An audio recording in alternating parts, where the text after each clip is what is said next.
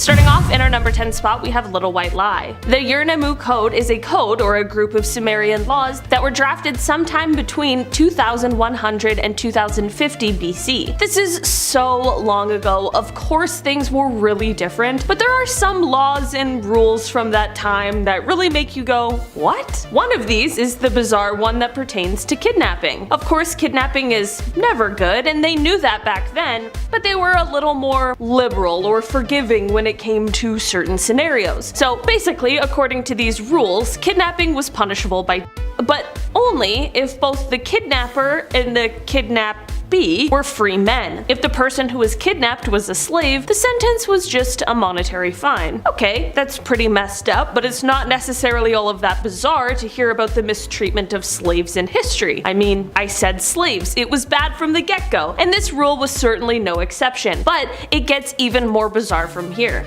If the person who was taken was a woman, well, I mean, a little white lie and you're good to go. By this I mean, should the kidnapper just claim that the woman had been found in the street alone without a companion, this was enough to get off scot-free because, I mean, how could he possibly know whether or not she belonged to anyone? Yeah, that really was the thought process back then. You see what I mean when I say it's just a law that makes absolutely no sense? Kidnapping is bad. It's so bad we'll put you to death, but like, it's only kinda bad when it's like this. Just kidnap the right way and we'll have no issues. In our number 9 spot today, we have royal fish. This is one law that came into existence because someone was feeling a little greedy. Since 1324, it has been decreed that all beached whales in the UK belong to the king or queen, and we can all thank Edward II for this weird one. In 1324, he passed a law defining whales, sturgeons, dolphins, and porpoises caught within 5 kilometers of the shore as, quote, royal fish. These fish collected a lot of money in medieval markets, and those who were wealthy wanted these fish for their special feasts and banquets. Of course, instead of purchasing them with your riches, what do? Well, you just make up an insane law so that you can steal them, of course. What's even crazier is that this law actually hasn't been repealed, and in 2004 there was a fisherman who caught a 10-foot sturgeon near Wales, and he actually had to ask Queen Elizabeth's permission to sell it. Apparently she told him that he could use the catch as he saw fit. In our number 8 spot today, we have the Flamen Dialis. In ancient Roman religion, the Flamen Dialis was the high priest of Jupiter. There are other forms of flamen or high priests, and many of them had bizarre rules surrounding them that they had to follow, but these are some of the strangest. Among the rules set out for the high priest of Jupiter, there were rules that forbade them to touch iron or flour. They were not allowed to ride a horse. Okay, this is weird so far, but not like too bad, right? Well, they also had this rule where if a prisoner enters their home, they must be released. Then their chains must be taken through the hole in the roof and then from the roof dropped into the street. That sounds both weird, oddly specific, and like a lot of work for no reason. The rules don't end there though. The Flamen Dialis also was not to touch or name a female goat. No flame could be carried out of their house unless it was for sacred purpose, and there must be a box of sacrificial cakes at the foot of his bed. This is actually just the tip of the iceberg when it comes to the rules these people had to live by. Many of the rest really are just as curious and bizarre. I'll say this, the life of a Flamen Dialis certainly must have been anything but boring. In our number 7 spot today, we have Draco's rules. Draco of Thessaly has often been considered the author of the very first laws of Athens, which came around 621 BC, and some of the very first Draconian codes were very simple. The jury is out on whether or not they were effective, but it was definitely clear. It goes basically as follows. Did you kill someone? Penalty. Did you steal someone else's goat or whatever animals they had in ancient Athens? Penalty. Did you accidentally forget to pay your taxes? Penalty. You get the idea. You commit a crime? Well, that's it. No second chances on this guy's watch. That's literally it. You're done. Sorry, you should have thought of that before you committed a crime. Also, there's some crazy things that were considered crimes back then, so I can't imagine. Anyway, thankfully his successor wasn't quite so harsh and changed basically all of that, except for the whole death penalty for killing someone thing, which like, fair. At the very least, it's quite a bit more reasonable. In our number 6 spot today, we have marital infidelity in Mesopotamia. Hammurabi was an ancient Babylonian king, and he ruled Mesopotamia from 1792 until 1750 BC, and during his reign he produced some of the earliest legal codes in history. He created what became known as the Code of Hammurabi, which consisted of 282 laws, which were listed in a sort of if-then kind of format. Each law was distinct to a social class, and the punishments were specific to the type of infraction. There were many bizarre rules here, but one of the strangest parts were the different punishments for men and women, specifically in regard to marital infidelity. So basically, men were allowed to have extramarital affairs with maids, servants, slaves, you know, of course. Women, however, what are you, crazy? Any woman found philandering and their secret lovers were punished by being bound and tossed into the Euphrates. I'm gonna go ahead and say it. Call me crazy, it's just a little bit of a double standard.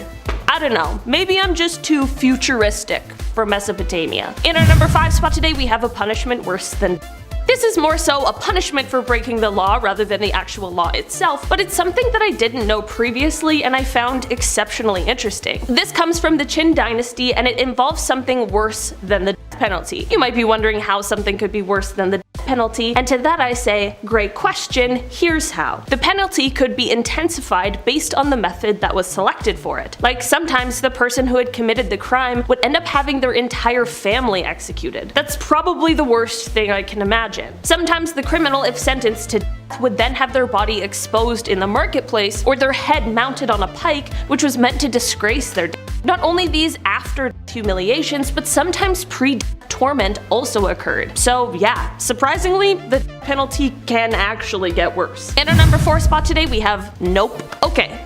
This is a disgusting one. I'm sorry we're talking about it, but it's what the video calls for. This law comes from the ancient Anatolian people who formed an empire between 1600 and 1180 BC. This law is about what happens when a person does something to an animal. I don't want to say it, so we're probably thinking the same thing. It's messed up, you get me. So this law explains that the punishment for this crime depends on what animal it was with. A dog or a pig? No way, buddy. Not on our ancient watch. That's punishable by a horse or a mule? You're a messed up dude, and for that, you never get to appear before the king again. He can't even look at you. A cow? Well, here's the thing. The king is going to decide what happens because this one needs to be taken on a case-by-case basis. See what I mean by this law that makes no sense? I'm glad that they were at least punishing people for this back then. I think we can all agree that that's the right thing to do, but it's just very strange that it differed depending on the animal. You know? In our number 3 spot today, we have who's to blame. Okay, we've been having a silly fun time for most of this list, despite the various bizarre laws that have existed, but this one is definitely a little more serious, and it's one that, especially as a woman, is definitely a touch infuriating. This law comes from Nephilim, another one of the laws by the ancient Anatolian peoples. So basically this law starts off a little better than it ends. It has to do with when someone harms a woman. Normally, under this law, this would be punishable by This is where the law goes a bit awry, however. That is the case only when the crime is committed abroad. At home, however, oh, total free-for-all. If this crime happened at home, of course, the woman was actually guilty. Not only that, but she would then be condemned to death instead of the person who did that to her. I actually couldn't believe it when I read it. Things simply were just different back then, and I truly feel grateful that this isn't a law that has stuck around. It does make me feel exceptionally bad for the women who found themselves victim to this insane rule, however. In our number 2 spot today, we have the roast battle. This is perhaps one of my favorite laws, and it's one I think we should bring back. This is officially my petition. This law is hilarious with just a little less harsh of a sentence. You'll see what I mean. This law comes from ancient Rome and the law of the 12 tables, and basically it condemned anyone who sang a joking or mocking song about someone else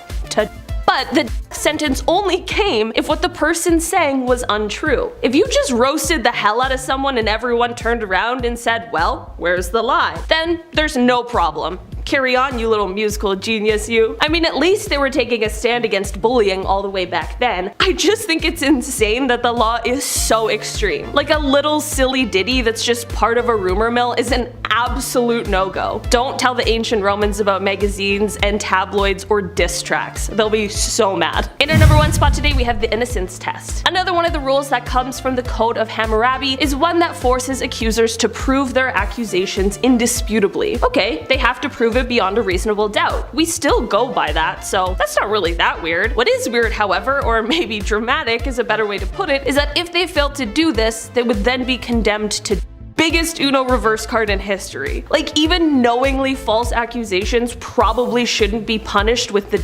sentence, but imagine just not having enough evidence to convince everyone and then you have to die because of it? Like, it's not like DNA testing or photos or videos existed, so how do you prove these things in a way everyone will believe you? It seems way too risky to even try. Also, one of the methods used to try and test someone's innocence is to throw the accused into the river. If they drowned, it was because the gods knew that they were guilty, but if they managed to get out alive, they were considered innocent, and then their accuser was executed for falsehood. Like, I'm not taking the chance on whether or not this guy can tread water. Starting off at our number 10 spot, we have a suit of armor. Okay, so imagine this. You're on your trip to London. You're ready to visit Parliament. It's the moment you've waited for your whole life, and of course you brought your very best suit of armor. You're dressed to the nines. You're fully protected. You're ready. Well, have I got bad news for you? No armor allowed. Yeah, this is a law that made a lot more sense at the time it was created, and the weird part is that it still exists and has never been repealed.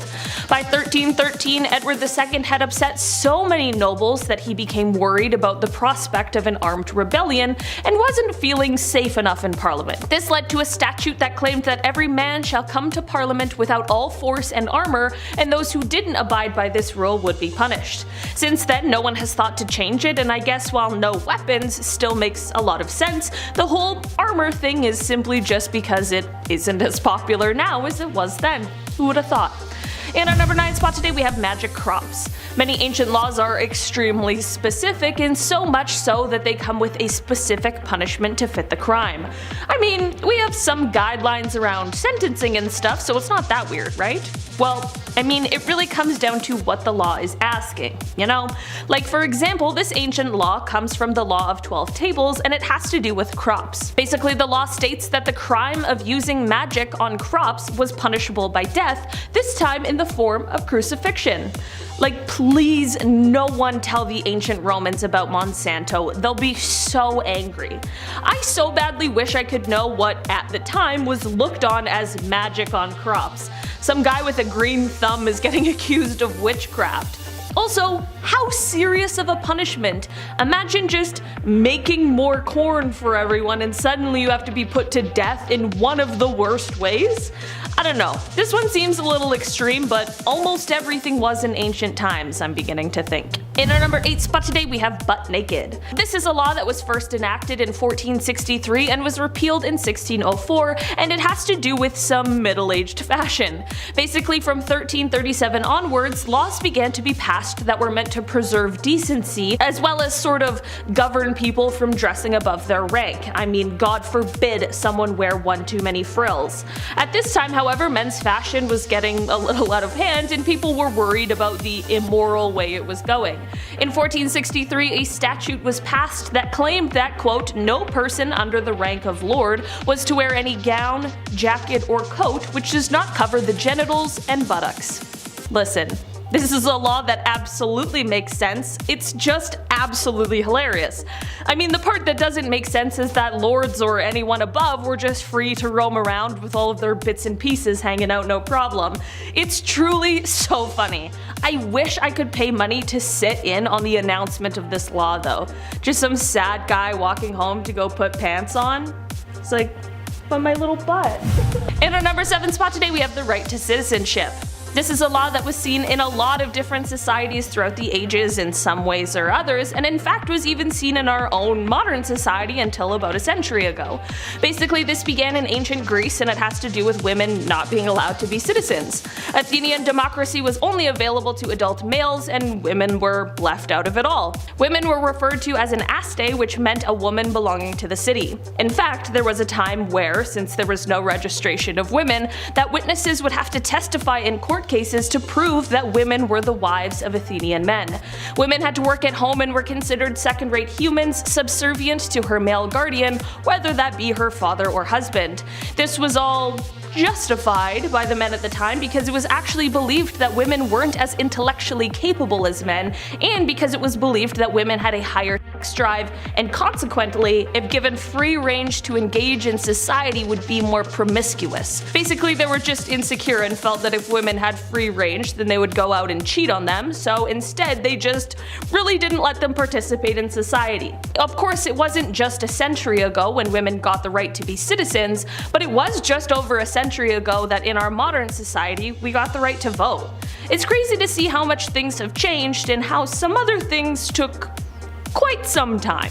In our number 6 spot today, we have dinner time. This is a law that was first enacted in 1336. It's definitely not the oldest law on this list, but it is one that really shows what things were like at the time. So many of us have heard and learned about the over-the-top extravagance and indulgence that happened at medieval feasts, and this led to, in 1309, a proclamation by Edward II where he began criticizing the outrageous and excessive multitude of meats and other dishes that the nobles were eating. Later, in 1336, there was a statute by Edward III where he too described his unhappiness with the quote, many mischiefs caused by the quote, many sorts of costly meats which people of this realm have used. This statute, however, set out to do something about this overindulgence, and they tackled that by ruling that no man, of whatever rank he be, shall be served a meal with more than 2 courses, except for at certain festivals, such as Christmas, on which 3 courses were allowed. So basically they made a law that banned having more than 2 courses for dinner unless it was a special occasion. I can't imagine the government policing my food consumption. What makes it even funnier is that while these laws are believed to have perhaps influenced behavior, there is no evidence of it actually ever being enforced. So they made the rule to make them feel better basically, and it lasted for quite a while until 1865 when it was repealed. In our number 5 spot today, we have family crimes. This is a law that is truthfully kind of similar to one that we talked about in part 1, but this one comes from ancient Egyptian law. It seems as though much of Egyptian law was based on a common sense of right and wrong, following the codes based on the concept of ma'at. Ma'at represented justice, truth, order, and balance, and basically this concept meant that everyone, with the exception of slaves, should be treated as equals under law, regardless of wealth or social position. If we removed slaves from the equation, this is of course not too far off from our current ideals and the current concept we strive to have within our legal system. The huge difference, however, is that when time for punishment came, it wasn't done to just the person who committed the crime. The consequences were for them and their entire family. If a person was exiled, their entire family would be along with them. If a relative faulted on some kind of labor demand or other service, the entire family might be imprisoned. I'm just saying, Uncle Gary and Aunt Lisa really could have messed things up for you big time. Like, I would not trust my extended family with my legal fate. Not a chance. In our number 4 spot today, we have fancy footwear. This is another one of those middle-aged laws that has to do with men's fashion, and this time, everyone's butts are away. This one has to do with men's footwear. Shoes with long, pointy ends called krakows or pikes were all the rage back then in the 15th century. Like, I'm talking so much so that the points were getting so long and so out of hand that they were having to be tied around the wearer's ankles or the backs of their knees. It was truly and utterly ridiculous. That same 1463 statute that dealt with everyone's butts, yeah, it also had a part to deal with the shoes, because if everyone is tying up their long shoes behind their knees, how are we supposed to know who the fancy ones are? This law stated that, quote, no knight under the rank of a lord, esquire, or gentleman, nor any other person shall wear any shoes or boots having spikes or points which exceed the length of 2 inches. Punishments for not following this one was a fine of 3 shillings and 4 pence, which is just over £100 by today's standards. I think this law makes no sense because no one should be allowed to have shoes that long, lord or not. In our number 3 spot today, we have revenge. The times of Vikings was certainly an interesting and exciting one, and while many see movies that portray the time and think that Vikings lived in a lawless, almost cavemen-like society, that actually couldn't be further from the truth. While we may not want to take up some of the laws that they lived by, they did have their own codes and laws, and we'll talk about a couple of the weirder ones today. Like this one. Vikings were expected to take revenge as described by the Glotting Code. This was written in the 1000s and is actually the oldest known body of laws in the Nordic countries. So basically, if someone did you some sort of injustice, whether it was violence or insults, you could request financial compensation. I would have been bleeding my childhood bullies dry. However, if you didn't defend yourself, there was a limit to what you could request. You were fully expected to take matters into your own hands if someone wronged you, and if you didn't, this meant that you might be giving up your right to financial compensation. In our number 2 spot today, we have the Barber. Okay, so this is a law that has to do with slaves. It's an unfortunate part of history, and it's also important to remember that it still does exist in some places. This law, in terms of a society that has slaves, I suppose makes sense. It is just bizarre, however, because the punishment for this is unbelievably extreme. This law is one that comes from the Code of Hammurabi, and during this time, many of the slaves were actually former prisoners of war and their families who were then forcefully inducted into this new Babylonian society. This law basically states that if a barber, without the knowledge of his master, cut the sign of a slave on a slave not to be sold, the hands of the barber will be cut off. How extreme is that? The punishment is so severe it makes you think that they almost cared about the slaves, but sadly, of course, that wasn't true at all. It was more so looked at as a very serious and important business venture. So serious that they would chop your hands off. In our number 1 spot today, we have Facing the Truth. This is a Viking law that has to do with taking someone else's life, so it's a serious one. Well, I mean, it was kind of serious back then. Basically, you could get away with killing someone, but only if you were honest about it. Like today we have different charges for different circumstances. More serious and less serious charges, there's like a ranking, but Vikings of course didn't have these exact same distinctions, and instead it was a matter of honesty and being straightforward. For example, something like arson or taking someone's life at night was actually looked down upon because you surprised them. No one else was around, and you didn't give them a chance to defend themselves. I'm like, okay, I see the point they're making, carry on. This is where things go a little awry by today's standards though. You could kill someone in public without serious consequences because you were doing it publicly, and both the person as well as those around them had a chance to react to it. The only other stipulation is that you took responsibility for it and that you didn't flee. Even if a fight broke out and someone ended up passing away but it was unintentional, as long as you were open and honest, it wasn't considered a serious offense. I guess they were just very forgiving in Viking times. Perhaps in the wrong ways, but who am I to say? Starting off in our number 10 spot, we have no beard. Peter the Great was the Tsar of Russia, and during his time in this position, it is said that he really admired some of the cultures of Western Europe. Because of this admiration, he introduced a lot of Western styles of dress to his court, Western art, Western architecture. You get it, the whole shebang. On one of his visits to the West, it is said that Peter realized that there weren't many beards in the West. They weren't really as popular, and he didn't see as many people sporting them. This of course was quite the contrast to what he was used to. I mean, at the time in Russia, it is said that beards were quite popular in all types of people, and it is said that this was because at the time a beard was seen as bringing a man closer to God, so of course people wanted to sport them. Peter saw this difference and decided it was time to put an end to free beards. What I mean is that he introduced a beard tax that pretty effectively made having a beard illegal for most people. Those who could afford this tax were given tokens that showed they were allowed to keep the beards, and those who had a beard without a token would be held down and had their beard shaved in public, which just might be one of the weirdest things I've ever said. In our number 9 spot today, we have pies. Okay, so apparently there's a rumor that England once banned the eating of mince pies, and while it's not the full truth,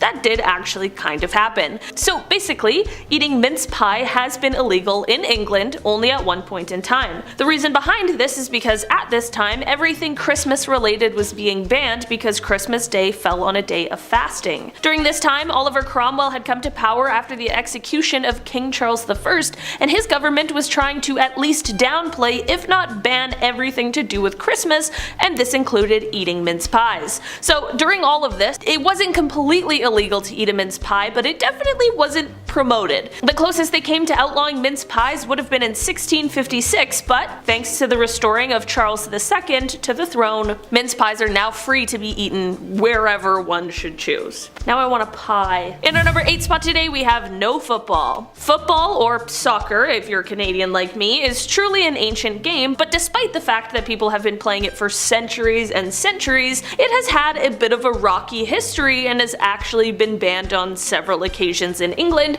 as well as in Scotland and France. It is said that the first official ban of the sport was in 1314 when King Edward III decided to ban it within the London city walls because he had received complaints from merchants that the sport was causing disturbances in their business. Other monarchs would also go on to ban the sport, mostly on the grounds that it interfered with archery practice. In 1424, the sport was banned by King James I in Scotland, and the punishment was a fine of 4 pence. All in all, it's safe to say that football has had a bumpy ride to get to be the beloved sport that it is today. In our number 7 spot today, we have sloth. This is a law that was seen and followed by the Inca. It is well known that the Incas had quite a wonderful and advanced civilization, and that is certainly no easy feat, especially for the time period. This is exactly why, while this rule might be a little extreme in our modern times, it definitely makes more sense for the time period and where it comes from. This rule was about laziness and how it was really looked down upon. Lazy people would deprive the Sapa Inca of their work, and the punishment for this was hefty. Laziness was punishable by death.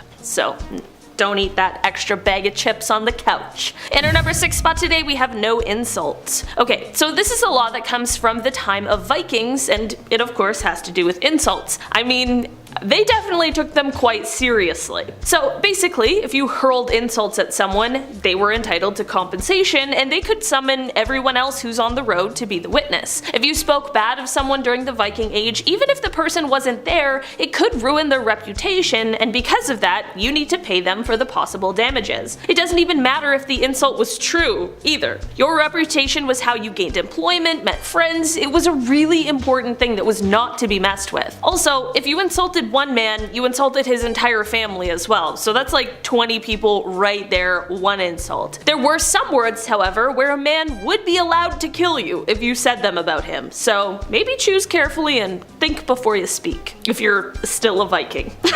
In our number 5 spot today, we have the Holmgang. This is another Viking Age law that has to do with single combat. Basically, these fights called Holmgang were the easiest way to ascend the social ladder and get rich. So basically, if someone didn't show up for their fight, the other guys got to call him the worst of the worst insults 3 times over, because, I mean, we know how terrible and detrimental that would be. But if they both show up, the match is on. If you weren't capable of fighting, you could have someone else fight on your behalf, like it's Game of Thrones and it's a trial by combat. I'm looking at you, the Mountain. The duel didn't necessarily have to end in death, although it could and usually did, but drawing blood was enough. Someone just had to surrender, but then who knows what people would say about you after. In our number 4 spot today, we have Sandcastles. This is a law that is said to have existed in the city of Eraclea, Italy. Basically, the law states that the building of sandcastles is illegal. Honestly, I didn't know that sandcastles were a government concern, but here we are. It is said that the rationale behind this law is that banning sandcastles helps keep the public decorum or the public decency. To me, it just seems like they made a law for the sake of making laws, but I'm just wondering what the punishment for it would have been. In our number 3 spot today, we have no sway. The Theodosian Code is one that was written in 438 AD, and one of these rules was a strict no solicitation policy. What I mean by that is that it forced all Christian churches to submit to the Catholic Church, and if they refused to submit, the penalty would be being considered a heretic. If someone tried to convert someone away from Catholicism, well, real trouble would ensue. It's kind of ironic when you really think about it, but this law suggested that anyone who tried to sway someone away from the Catholic Church would receive a penalty of death. Honestly, I'm starting to wonder if you could do anything in ancient history that didn't end up with a death sentence. Don't get me started on sandcastles. In our number 2 spot today, we have the veil. So this law is one that comes from the Asura Code, which is a compilation of Assyrian laws that were written about 1075 BC. This law was in reference to women and how a woman that was considered honorable should cover their faces in public with a veil. This meant that women who weren't considered honorable definitely were not allowed to wear veils, because How else could you tell the difference? You would think that they would focus on anything else, but apparently this was a very serious crime. If a woman who wasn't supposed to wear a veil was found wearing one, she would receive a swift and harsh punishment that would see her having her clothing removed, receiving 50 lashes, and then she would see herself condemned to death. Yeah. It was a little overdramatic. In our number 1 spot today we have no dyeing allowed. This is a law that seems to me like it might have been kind of hard to enforce, but that didn't stop people from trying. There apparently has been several places that made dyeing illegal throughout the centuries. It is said that the earliest known case of this law was seen on the Greek island of Delos in the 5th century BC. The island was considered to be a holy place by the ancient Greeks. This meant that the entire island needed to be purified in order to make it a proper place to worship the gods. In the 6th century BC, all the bodies and graves that were in sight of the main temple on the island were dug up and removed. That's how seriously they took it. To further this, the Delphic oracle decreed that all bodies must go and that the act of death was illegal on the island, as was giving birth.